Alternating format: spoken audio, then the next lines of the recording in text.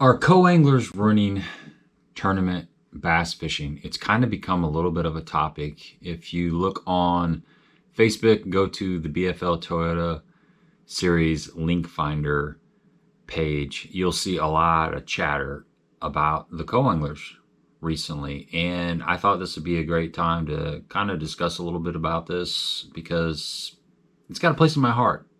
A little bit of history. I've been fishing the BFLs as a co-angler in some Toyota series for quite a few years, so I feel like I have a little bit of perspective. I feel like I can have an opinion on it based on just my history of being in the BFLs out of the back of the boat. A lot of this stems from forward-facing sonar. Forward-facing sonar is a very hot, polarizing topic, and it's just button heads, man. Everybody's button heads over this topic for a lot of good reasons. There's both sides have valid points, and you have to talk about it to get the context. The entry fees on the co side have been down. All the tournament organizations have been talking about the forward-facing sonar, especially the ones with the co-anglers involved. And when I say co-anglers, I'm talking about BFLs, Toyota Series, and the Bassmaster Opens. Now, you hear a lot of chatter from the co-anglers. They're fishing behind people that are casting to suspended fish a lot of times, and it's a difficult situation. I've been there many, many times. It's hard to catch fish behind people that are solely fishing forward-facing sonar. I'm talking about your minnow danglers. It can be difficult catching fish behind anybody in any scenario. It's a completely different ball game from the back of the boat. But you're hearing a lot of co-anglers complaining.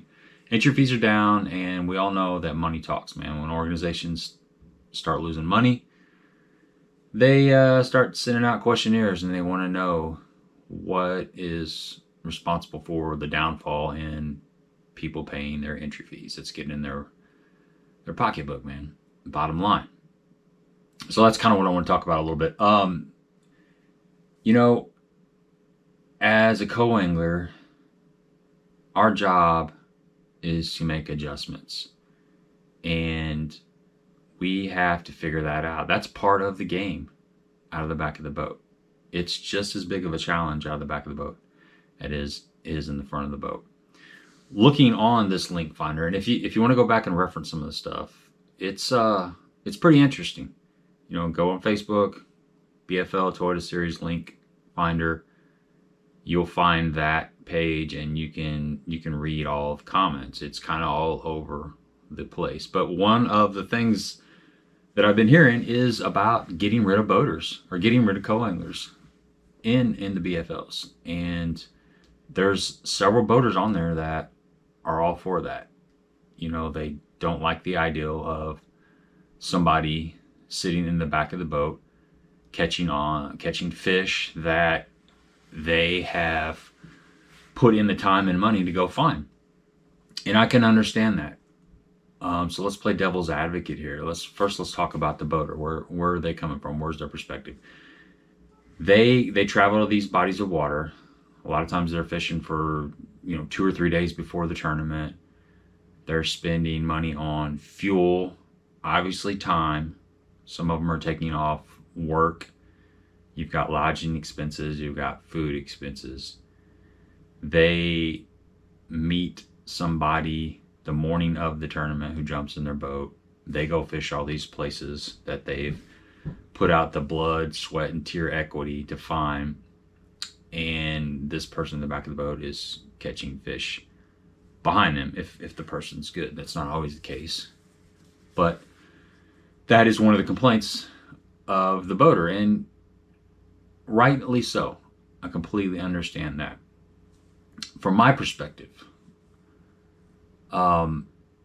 as somebody that's fished out of the back of the boat quite a bit, I look at the day as an experience. For me, it's an experience. I'm not someone who is gonna be fishing at an elite level. That's not my goal. My goal is not to make it to the Elite Series or the BPT or even the Invitationals. I'm someone who likes to fish some of these bigger lakes and likes the competition. I do like the competition side of things. I like the challenge of myself figuring out how to catch fish, whether I'm behind somebody or in front of the boat. I do fish some of these local tournaments in the front of the boat, so I'm spending plenty of time on the water, and there's a lot of adjustments you have to make out of the back of the boat. But I do understand where the boater is coming from. I also feel like that boater has the best chance at catching those fish.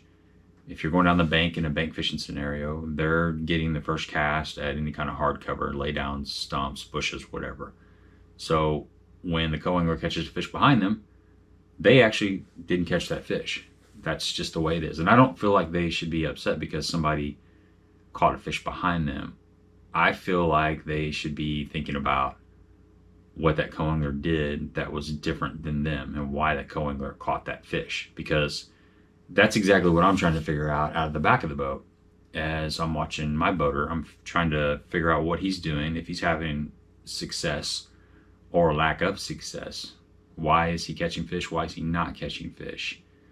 There's so many different variables. Is it his bait selection?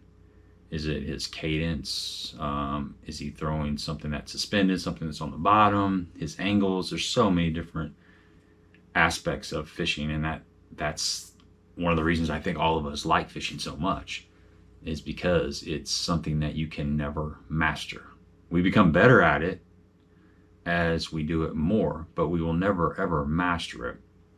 So the boater can also learn a lot from the co-angler. There's been many times when I've keyed the boater in on something that I'm doing that he wasn't doing. You know, say he's fishing let's just say a spinnerbait, not getting bites. He caught him the day before in a spinnerbait, and I'm throwing a little shaky head. You know, there's baits that co-anglers typically throw. There's traditional co-angler baits, shaky head being one of them.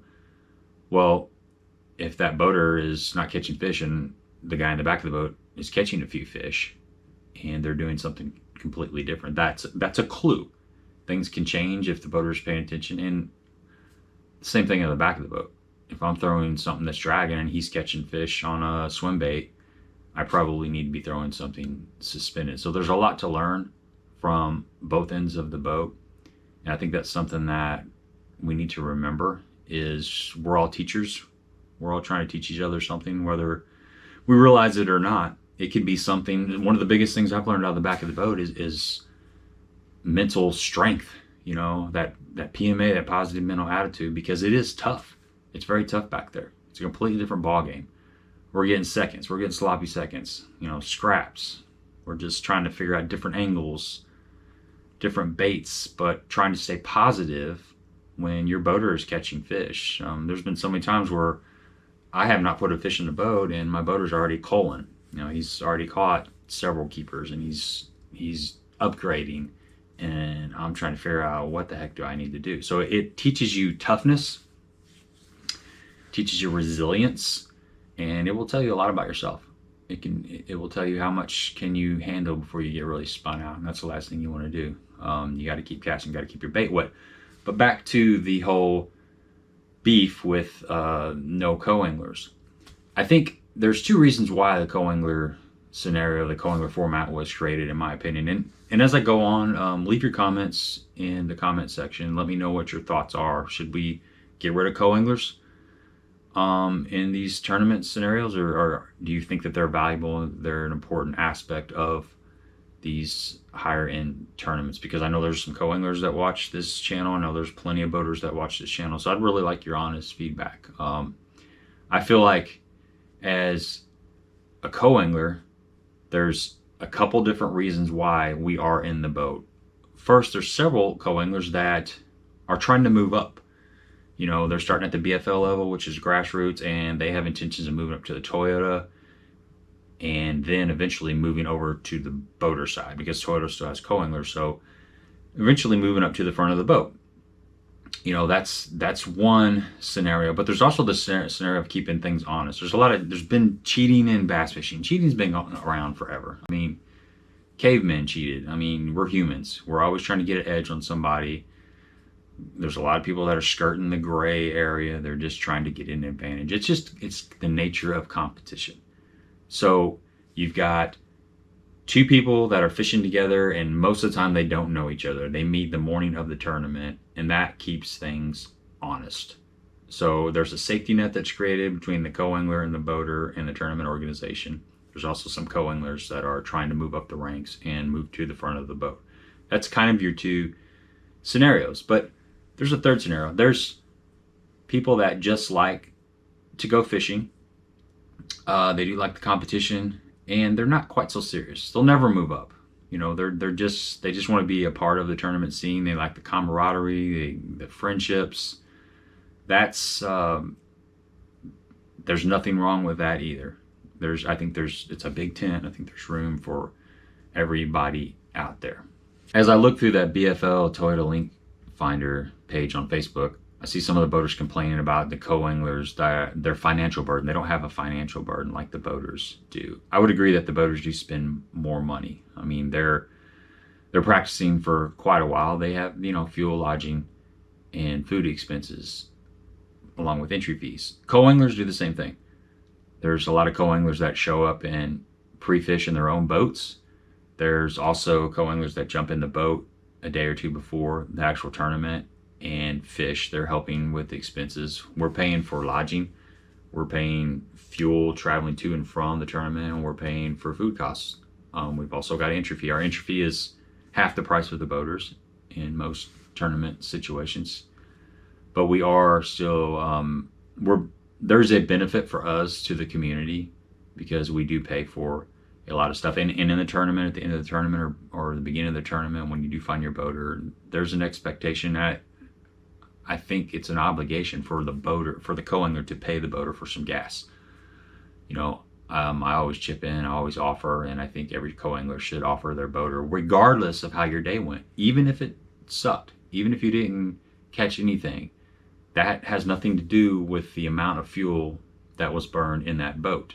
It's not a guide trip. And that's something that I hear. I used to think that it was a guide trip.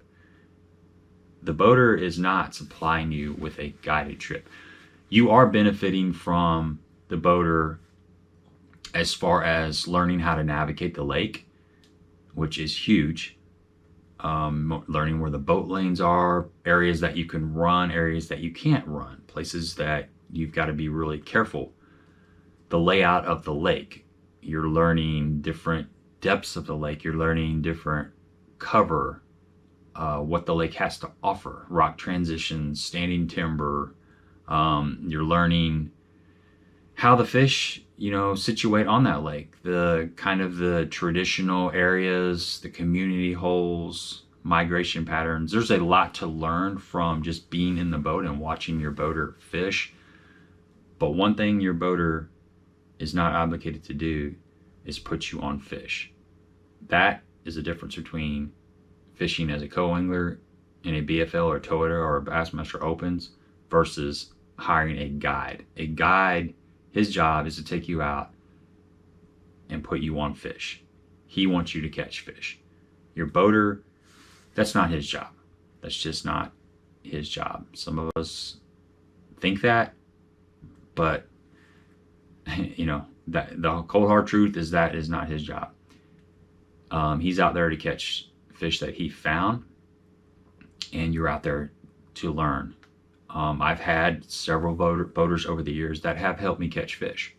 There are those guys out there, but that's not to be expected. It's just an added bonus when you draw a boater that gets his fish in the boat, or he's just fishing in a manner that is very open and very free, and you got more of an opportunity to catch fish. But there's also guys, back to the forward facing sonar, a lot of those guys are really hard to catch fish behind. They're moving fast, they're covering a lot of water, they're fishing specific targets.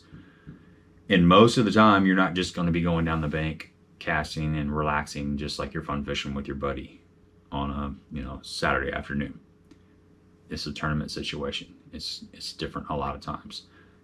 Sometimes in the spring, you are doing that more relaxed where you're covering water, but don't go out there expecting that your boater is going to put you on fish. I think that's one of the things, you're setting yourself up for failure. You're setting yourself up for disappointment as a co-angler, we're still fishing a tournament, man. It's still a tournament situation. So you've got to adapt to the guy in the front of the boat, whether you are fishing down the bank or you're fishing behind somebody that has got you out in 60 foot of water on Dale Hollow or Table Rock, and he's slinging an A-rig or a jerkbait or, you know, a Yamamoto scope shad at these suspending fish. Our job is to figure out how to catch fish behind those boaters. That's just cold hard facts, folks. That's just cold hard facts. And I think that's been some of the divide. I personally think that maybe this is just because I'm getting older, but I think fishing these tournaments is an opportunity to bond with people. I always try to keep a positive mental attitude. I always try to have fun in the boat regardless of how the day's going. And you know, most of the time, I have a really good experience. I have drawn a few boaters that I didn't really get along with, but it's taught me stuff about myself. When you're put in a situation that you don't really want to be in that situation, you are only stronger if you can get through that situation and try to stay somewhat positive. And I've heard stories from boaters. I have, you know, the live streams. If you're not familiar with the channel, we do live streams on Tuesday nights. We talk to a lot of these boaters and professional fishermen. And there are a few stories about co-anglers that they've had. But most of the time, majority of the time, you have a good experience. That's life in general. That's the human race. There, you put 1,000 people in a room, there's going to be 5 of them that are complete buttheads. It's no different in tournament fishing. You know, any aspect of the human race, there's going to be a certain percentage of people that are just buttheads. That's the way it is. So you can't let that run your whole experience. And if it becomes common, if you're a person and every one of the boaters that you've been with is a butthead, you may be the problem. You may need to reevaluate who you are. Maybe you got something that's broken and you need to fix it. So you gotta be fair. You know, you gotta self-reflect and see if you don't want to be part of the problem, you want to be part of the solution. So a lot of these people that whine, you know, maybe they need to check yourself. They need to check themselves because there could be something going on there. But that's really all I got. Leave in the comment section, you know, what do you think? Do you think they need to get rid of co-anglers in these professional bass tournaments? Or do you think things need to stay traditional like they are? There's a lot of people chirping. It's just a toxic environment in bass fishing. It's unfortunate that this sport, I don't even think it's a sport, but this thing that we do that is supposed to bring us calmness, it's supposed to be meditative, it's supposed to be escape from reality. Even in the tournament world, it's supposed to be fun. We're supposed to be having fun. It's become tainted. It's a political environment that we live in nowadays. It just keeps ramping up. Everybody's trying to one-up each other. And unfortunately, this is all leaked into the fishing community. And there's going to be a lot of changes coming up soon. So what are your thoughts? Thumbs up if you appreciate this content. And don't forget to subscribe if you have not. Until next time.